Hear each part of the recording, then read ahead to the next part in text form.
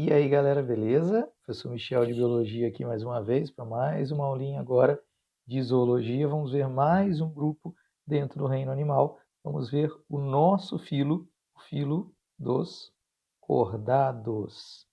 Mas por que esses animais têm essa definição? Por que eles recebem essa nomenclatura? Devemos sempre lembrar que nenhum nome em biologia está aqui à toa. Ele tem um propósito, tem um significado. Então, quando nós falamos dos diferentes filos do reino animal, filo dos poríferos, animais com poros pelo corpo, filo dos selenterados, primeiros com cavidade gestória, cela cavidade entra no intestino, filo dos plateumintos, euminto verme, plato achatado, vermes com corpo achatado, dorso ventralmente, filo dos nemateumintos, nemato cilíndrico, vermes com corpo cilíndrico, filo dos anelídeos, vermes com corpo segmentado, metamerizado em anéis, filo dos moluscos, animais com corpo mole, filo dos artrópodes, animais com patas articuladas, filo dos equinodermos, animais aquáticos marinhos com espinhos pela pele. O que significa chamarmos nosso último filo agora de filo dos cordados? Esse grupo apresenta uma estrutura dorsal de sustentação chamada notocorda. Aqui nós temos um cordado primitivo aquático marinho, que é o chamado anfioxo, que também está aqui nesta imagem.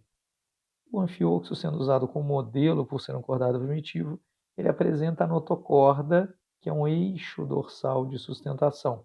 Nós veremos que em alguns animais a notocorda se forma no desenvolvimento embrionário e continua até o nascimento. Em outros, a notocorda atrofia e é substituída por outra estrutura de sustentação, dividida em unidades chamadas vértebras, a coluna vertebral. Então, os vertebrados serão um subgrupo dentro do filo dos cordados. Além da notocorda, nos chama a atenção também outras características marcantes, como um eixo principal do sistema nervoso, seguindo pelo dorso do animal, tubo nervoso dorsal. Vejam vocês que nos cordados primitivos, chamados protocordados, a notocorda está aqui, abaixo do tubo nervoso. Nos vertebrados, veremos que a notocorda desaparece e nós formaremos crânio ao redor do cérebro e uma coluna dividida em unidades chamadas vértebras ao redor do tubo nervoso. E esse tubo nervoso passará a ser chamado de medula espinal ou medula espinhal. Então espera aí. A notocorda, ela é substituída pela coluna vertebral. Ela não se transforma. Ela atrofia, desaparece e no seu lugar é formada uma outra estrutura, que é a coluna vertebral, ao redor do tubo nervoso dorsal. Além da notocorda e do tubo nervoso dorsal, nós observamos o seguinte: no tubo digestório, aqui está a boca, aqui está o ânus, no tubo digestório, na porção próxima à boca, que é a faringe, nós temos cavidades, fendas, onde estão as brânquias. Não é a brânquia, é a fenda onde fica a brânquia. São as fendas branquiais faringianas. Todo cordado tem essas fendas. Alguns formam essas fendas e as mantêm, como podemos ver aqui, usando o anfioxo como modelo. O que acontece no caso de um cordado vertebrado agora, como o leão? Ele formou as fendas branquiais, ele não tem mais respiração branquial, já perdeu na evolução. Então, as fendas branquiais, se fecham antes do nascimento, mas ele teve durante o desenvolvimento embrionário. Além da notocorda, tubo nervoso dorsal e fendas branquiais faringianas, alguns autores citam uma quarta característica, que é a cauda que segue após o término do tubo digestório, cauda pós-anal. Então, nós teríamos 4 características marcantes, 3 com certeza: notocorda, tubo nervoso dorsal, fendas branquiais faringianas. Não são as brânquias, são fendas onde ficam as brânquias localizadas na região da garganta, da faringe. E a cauda pós-anal. Bem, considerando agora essas características básicas, vamos caracterizar o grupo. Se você olhar agora para um embrião de cordado típico, você vai observar aqui em corte transversal e aqui em corte longitudinal, nós podemos observar aqui o tubo nervoso dorsal, tá? Seguindo ao longo do corpo aqui em azul, estaria localizado aqui em cima. Abaixo dele, nós encontraríamos agora a notocorda propriamente dita, aqui em amarelo, aqui no corte longitudinal e aqui no corte transversal. Então a gente tem que tomar muito cuidado com esse desenho, aparece bastante em questões de vestibular. Mais uma vez, vamos frisar bem. O tubo nervoso dorsal está aqui, mais próximo da região dorsal das costas, propriamente dito. Abaixo dele fica a notocorda,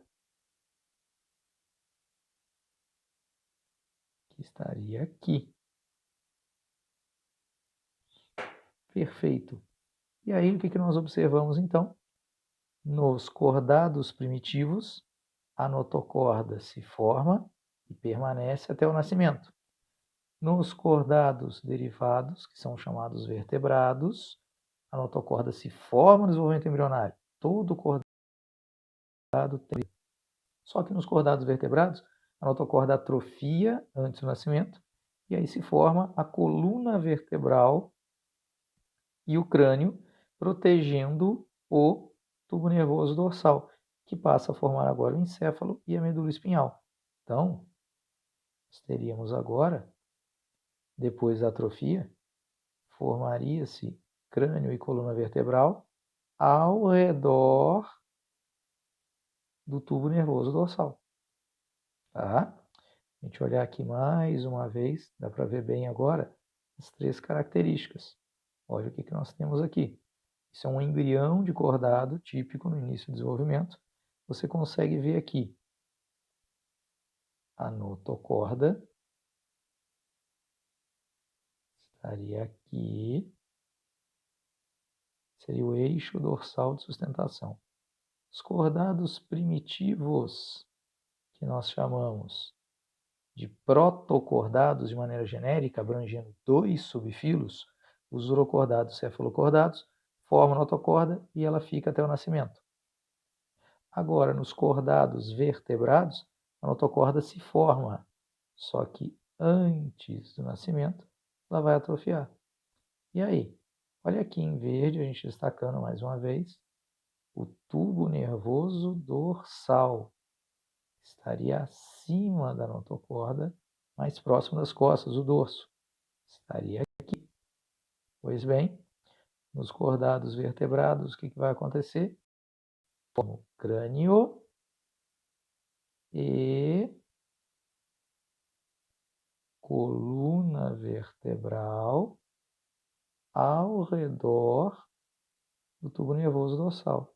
Vai ser dividido em unidades chamadas vértebras. Quais as vantagens adaptativas da aquisição do crânio e da coluna vertebral? Eles garantem proteção mecânica, proteção contra impactos para o sistema nervoso e também maior flexibilidade agora, maior liberdade de movimentos. Você vai ter agora maior flexibilização com a coluna dividida nessas unidades do que com a notocorda sustentando o corpo. Pois bem, então vamos organizar taxonomicamente para a gente não se perder. Dentro do filo dos cordados, nós vamos ter 3 subfilos. 2 deles formam a notocorda e mantêm a notocorda agora até o nascimento. Nós temos os urocordados e os cefalocordados. Uro é um prefixo que quer dizer cauda. São animais aquáticos marinhos com larva livre natante. A notocorda está na cauda da larva. Quando se tornam adultos, eles se fixam no fundo do mar e perdem a notocorda. E aí eles são filtradores. Você não vai confundi-los com poríferos nem com corais, sendo enterados, porque eles têm boca e ânus. Esses aqui têm tubo digestório completo. Mas eles vão ter uma túnica protetora agora ao redor do corpo, por isso que eles são chamados de tunicados. Nós vamos mostrar aqui, já, uma assídia, que é um animal aquático marinho, é um cordado primitivo, pertence ao subfilo dos urocordados. O anfioxo, que a gente falou agora há pouco, é um céfalocordado, céfalo, cabeça. A notocorda persiste até o adulto, e a notocorda vai da cabeça até a cauda, até o final do corpo. Esses dois subfilos mantêm a notocorda até o nascimento.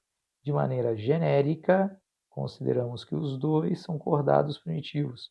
Esses dois subfilos são agrupados como protocordados. Protocordado não é uma categoria taxonômica, não é reino, não é filo, não é classe, nada disso.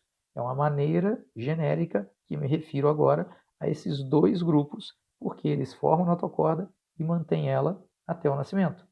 Terceiro subfilo é o nosso. Antes de chegarmos nele, vamos ver aqui uma assídia. Vejam bem agora. Nós podemos ver que tem tubo digestório completo, com boca e ânus. Tem uma túnica protetora ao redor do corpo. Os indivíduos adultos agora são sésseis. Ele tem a notocorda apenas na cauda durante a fase larval. E o anfioxo é um cefalocordado, porque sua notocorda agora vai desde a cabeça até a cauda e persiste mesmo na fase adulta. Pois bem, esses dois, a assídia à nossa esquerda, pertence ao subfilo dos urocordados. Anfioxo à nossa direita, pertence ao subfilo dos cefalocordados. Terceiro subfilo é o nosso, e é o subfilo que tem crânio e coluna vertebral, substituindo a notocorda.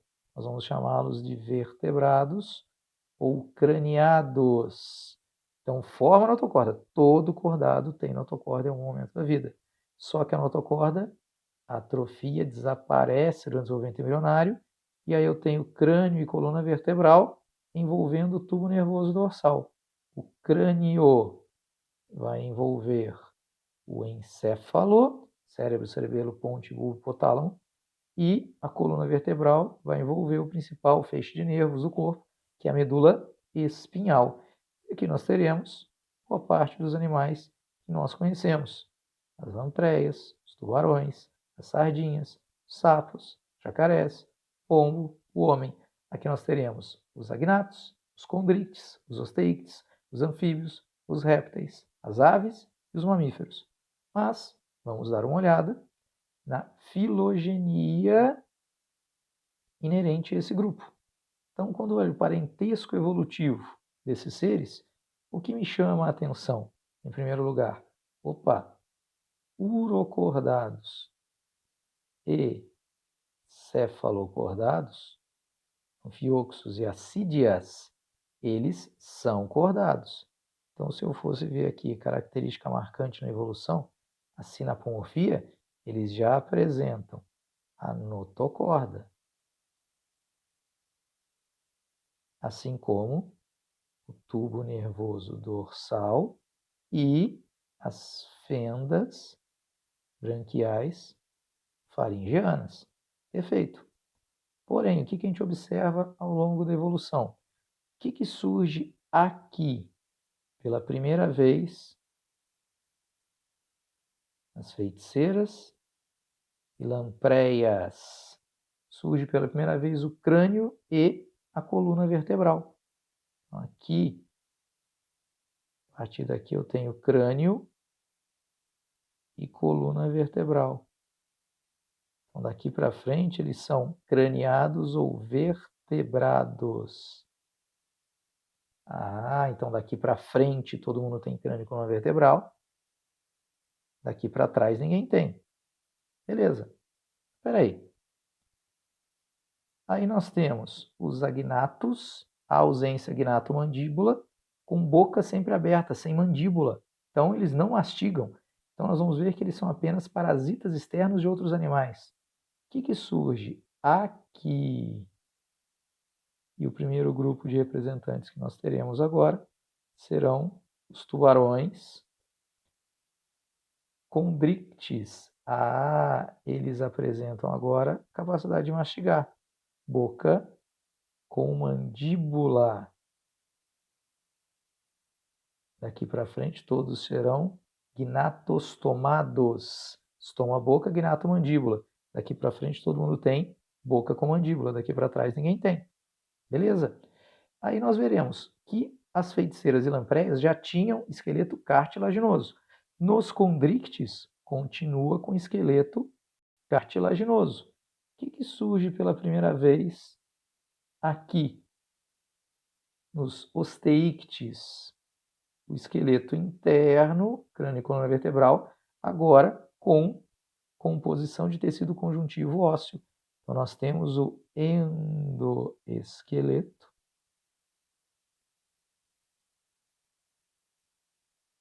ósseo daqui para frente.